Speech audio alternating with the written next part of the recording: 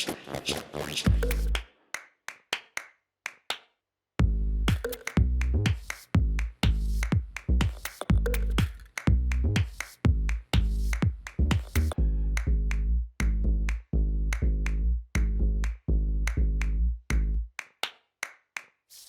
and welcome to the LoveThat podcast. I'm Mark, and here with me are my colleagues Charlie and Marcio. Hi. Hello. This podcast is about all things creative. Specifically the subjects of design, digital and video. With other stuff thrown into the mix. As well as being able to listen to us, you'll also be able to see us and what we're getting up to on our YouTube channel. We're currently on our podcast set, which has kindly been provided to us by the University of Portsmouth. With a big thanks to the CCI department who are helping us to film and record this series. So in today's episode we have a special guest. We have Claire Bridges with us, who is the founder of Now Go Create. Claire, do you mind giving us a bit of a background detail about you and what you do with Now Go Create? God, what a mouthful, sure. Sorry. Hi everybody, that's okay. So I set Now Go Create up it's a decade ago now. I can't quite believe that. Prior to that, I was creative director in a WPP PR agency, and I went from running, being creative and running teams, mainly working on the consumer side of the business. So we're working for clients like Starbucks and Danone and people like that. And O2 for a long time, and having to be creative myself daily. And then I became creative director, and I suddenly had the word creative in my job title and thought, bleep, word out. What am I going to do now? Because I've got to help all these other people to be creative day to day. And I think it's a really big change from going and being sort of pigeonholed or called, be your creative yourself. That's one thing. It's a whole other thing to have to lead people and help other people to be creative. So it's a bit of a horrible X factor word, but that then started me on this journey of finding out about creativity, delving into the subject matter really deeply. I studied for a master's in innovation and creativity. And then I started to realize that there was process and tools and techniques that I frankly hadn't known about, and ways to help other people to be more creative, using some structure and process, which I think can sometimes seem like a bit of a contradiction. So I did that for a couple of years within the agency, and I worked across all the different disciplines. So I went from being sort of consumer expert into helping the corporate teams, the healthcare teams, as well as the consumer teams to be more creative day to day. And then after about 2 years doing that, I jumped ship and set up Now Go Create. And now what I do on a day-to-day basis is help individuals, teams and businesses to foster a culture of creativity, as well as really practical ways to help people to be creative day to day. Because I think sometimes creativity is this sort of, we get pigeonholed into whether you're a have or a have not. And I'm very much in the camp that we all have it. And it's something actually that the world needs us all to be able to do better in business and, socially as well, to be able to solve problems. Great. Thank you very much for intro. That was really insightful, actually, to understand how you got to where you are now. So today we want to talk about how to create authentic/original ideas. And I know you mentioned then how you learned about all these tools and techniques to help you do that. So in terms of creating authentic, original ideas, how would you go about that process? Because a lot of the time, personally for me, I usually look around and look at different bits of work that I can nick, per se. Inspire, get inspiration from, yes. Yeah, I don't know if you've heard, there's a really good TED talk called Everything's a Remix. I don't know if you've come across that, but that might be one for you, Mark, because that you sort of then when you talk about original ideas, you get into the whole debate and discussion around, what is original and is anything ever original? And actually there's Mark Ronson's done a couple of really good podcasts on that himself as well around, from sampling music and, what is original. But I think when it comes to comms, PR, brand, I think it's useful. There's a couple of things really there. I would almost separate out those two things that you've talked about. So I would look at originality as one thing and then authenticity as another. And I guess the holy grail that you're talking about is to have an original and authentic idea. So when I think about originality, and I think this is quite an interesting topic as well, just to get into around how you define creativity, how you decide what original is. So there are several, nailing the jelly to the wall of how you define creativity is something that I always start with when I'm working with people, because I think trying to have a shared understanding or language around creativity is really important, because, we can all get very, very subjective about it, and it can get quite heated. But what we're trying to do, if we want to, evaluate our own work and the work of our colleagues and then present it to clients, or if we're doing that internally, then we need to understand. So there's Sir Ken Robinson, who sadly is no longer with us, but one of his TED Talks was one of the most viewed TED Talks, which is about the idea that creativity should be as important as literacy in our schools. He said something along the lines of, and I'm going to paraphrase here, but something along the lines of that his definition of creativity is a process of generating original ideas that have value. And the reason I like that definition is because I think it breaks it down into really manageable chunks that we can sort of grab hold of. So it's a process, which means it's repeatable. It's something that we can all do over and over again. So it's not just something that sort of happens to us like a strike of, you might have that strike of inspiration, sure, but you can't sit there in business waiting for it, or you might be waiting a very, very long time. So it's a process that we can all follow. There are things that we can do to help us be more creative.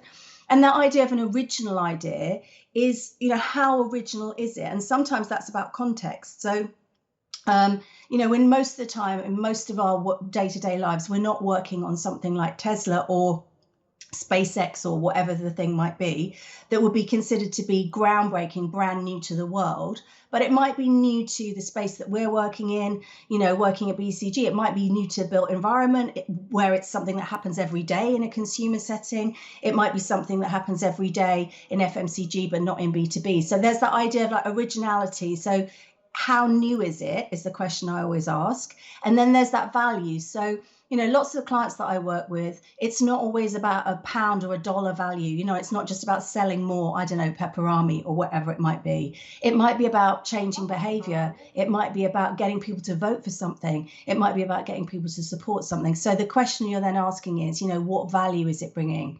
And that's what differentiates, if you like, applied creativity. So we've got a business problem and we've got to solve it, from being Grayson Perry or Banksy or whoever it is, and and being creative for its own sake, for its own ends, for our own enjoyment. So that sort of is how I would. They're the things to think about when you're trying to generate an original idea. And then when it comes to authenticity, I was thinking about this just now when we were talking. The world. There used to be a kind of phrase that we used to use when I was in agency land, and this whole idea that your brand's not what you say it is; it's what Google says it is. And I was just thinking about that this morning and thinking about authenticity, and obviously knowing we were talking. And I think, that could be replaced with what happened last week around your brand's not what you say it is, it's what Twitter says it is. With the gender gap pay bot is what came to mind. Yeah. And I was just thinking, that's a brilliant example of organizations not being authentic, and the problem is now that if you're not authentic, you will more than likely get called out. And the paybot, for anyone who didn't see it, it's absolutely brilliant campaign. Two women who literally from their bedroom decided to say, okay, everybody who on International Women's Day on the 8th of March, everybody who's posting about International Women's Day with that hashtag, their bot went round and scooped them all up. And then if you tweeted, they then using ONS data, in an algorithm. So I love it because it's kind of creativity and tech. It's my favorite kind of idea, what I'd call imagination and maths. You kind of got the tech on the back and the imagination on the front, and just say, it's not what you say it is. So I think when you talk about authenticity, I guess for me, that would be a really good example of, and going back to the value as well with Ken Robinson's quote, is you can't have the value. There's no point in having jazz hands creativity if it's all, washing of some kind, greenwashing, woke washing, whatever it is. you will get found out. So I think that the thing to ask yourself is, you know, the skeletons we've got in the closet, if you're generating an idea, you know, I would always encourage people to say, what's the elephant in the room? What skeletons are you hiding? And like, what's the worst thing that somebody could tweet about you or say about you, about your brand or about the project? And if you start from that point, then you can start to surface some of these things. I mean, the week that we're talking here, you know, the P&O thing and, you know, this terrible, disgraceful, you know, sacking of all those people, you know, that's something that can't go on behind closed doors anymore. So it doesn't matter what P&O does from an advertising point of view. I don't know how they're going to come back from that, frankly, in terms of, you know, you can't say you're one thing and then do another thing. It just won't wash. I think that's what sometimes holds companies back, isn't it? When you're getting them into that kind of ideation stage, is that sometimes they don't necessarily want to dig that deep, so they kind of play it safe, and that's where we end up with that kind of sea of just sales messages or messages without any real substance behind them. And I guess the kind of the creative process and the creative thinking process is so important in regards to finding ways to address those issues, like you said, that elephant in the room, and then building on that in a way that makes everyone feel comfortable, and that horrible word of being, you know, along for that journey. So in terms of, like you mentioned, and that amazing quote about creativity and how it should be as fundamentally taught as literature and literacy, how do we help, you know, the not typical creatives to think creatively and understand the power of their own creativity? Because we've all suffered from it, and I'm sure you have in your past. You know, someone will come to you with an idea and go, oh, you're the creative one, you make it look good, or you come up with that idea. So what are some of the best techniques for starting to get people to kind of realise their own creativity? It's a really good question, and I think, you know, there is not one size fits all answer to that question, because I think particularly, you know, historically, particularly in, I don't know, certainly the 25, God knows how many years I've been working in this industry, I think there is a sort of idea that has been subscribed to, which I do think is changing slightly, but is that, you know, he or she who shouts the loudest is the person whose ideas get heard. But definitely he or she who shouts the loudest is not the person whose ideas are the best. And there's a brilliant book by Susan Cain called The Power, it's called Quiet, and it's called the Power of Being Quiet in a Noisy World. And so I think to your point is that we're all different. And this is a really important point, actually, I think also from a diversity and inclusion point of view, which obviously we're all so much more aware of now, is that we in order to harness different ideas, we need diversity of thinkers, and diversity of thinkers are going to come from all kinds of different spaces. So I think, you know, the starting point for an organization or a team, or, you know, or a bigger organization is to genuinely believe and support the fact that an idea could come from anywhere. And I think, again, in our industry, or in the sort of PR and comms and branding industry, and that the stuff that we've learned over the past sort of 20 or 25 years from the advertising industry, the message, I think, has been that, you know, if you do have the word, like you say, creative in your job title, if you're a creative director, then suddenly that makes you a creative have. Like, what does it mean for everyone else who doesn't have that word in their job title? It certainly doesn't mean they're not creative. So I think there's an individual confidence, and that can come with learning tools and techniques and understanding that, God, if I feel a bit stuck with the blank page, I know where to start. And then there's the cultural piece in an organization, which is about allowing people to share their ideas. And your listeners might have come across the idea of psychological safety. And again, there's a really good TED talk on that. There's quite a few now. But this idea of trust. And the bottom line is, if you want more creativity in your teams, and if you want more creativity in your organization, then the number one factor influencing that is trust. because you can't disagree with somebody if there isn't a level of trust. You can't take a risk if there isn't a level of trust. You can't be the lone voice in the corner that goes, you know what, Charlie, I don't think that idea is quite right, or I don't think it's going to work, or it's too focused on this and I'm going to tell you why, if you're fearful of having your head snapped off. So I think there's a combination of, tools and skills. So we talked about creativity tools, and your postcards and all the different things and ways that you can do that. And then there's the environment. And I know that was, something, environments that encourage creativity. Environments that encourage creativity, yes, they might have stimulus. Yes, they might have a slide down through the middle like that wonderful Lego building. But all of that will be absolutely useless unless you all trust each other. And listen, I'm not saying that in organizations that, this is like, that there's nirvana and we all skip around, holding hands and it's all fabulous all the time. We know it isn't. But high performing teams know that they have to build trust with each other and their clients. I think you mentioned clients earlier as well, in order to be able to say, look, go with us on this idea, because none of it's known. It's a lot of it's unknown. And so there has to be trust in the building of the idea, and then of the, sharing it with other people as well. I think that's a very important point, because it's not just the trust to be able to say something without being afraid of being shut down, but also be able to share something knowing that it's not always going to be the best idea either, because especially in a team where we have a bigger team now and we have so many ideas, it's only one or two that are gonna actually make it to the client or actually make it to the brief. And it's also about making sure that those whose ideas didn't make it to the final, we didn't make or didn't actually fit the brief or whatever, they're still value, were still important to get discussed. And even though those ideas were not the final ones, they'll help us get us there. They'll help us to get the process. I think that quote, I don't know if it was actually attributed to Edison or not, but he didn't find like hundreds of methods of doing the light bulb wrong. There weren't mistakes. There were steps to making it right.